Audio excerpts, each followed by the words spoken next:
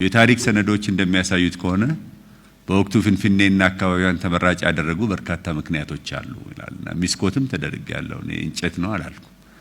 ግን አዲስ አበባን በመቆርቆር ሂደት የተሳተፉት ነገስታት እና ንግስቲቱ የነበራቸውን ድራይቨር ነው ማገዶንና ፍንፍኔ ውሃን ያነሳው እንጂ ምክንያቶችም በርካታ ናቸው። ከነኚህም ተጠቃሽ የሆኑት የነገስታቱን መስፋፋትና በየደረሱበት ያጋጥማቸው የነበረውን የደህንነት ስጋት ለመፍታት የሚያስችሉ ለመሸሸጊያነት የሚሆኑ ከፍተኛ ቦታዎች ፍለጋ አንዱ ምክንያት፣ የተፈጥሮ ሀብት በተለይም የማገዶ እጥረት ሁለተኛው ምክንያት፣ የአየር ንብረት ተግዳሮት በተለይም በተራሮች ላይ የነበረው ቅዝቃዜና በኋላም የመንግስታቸው መጽናት ተከትሎ ለመስፋፋት የሚሆን መልክዓ ምድር ማስፈለጉ ናቸው ይላል። ኤቪደንስ ቤዝድ ነው።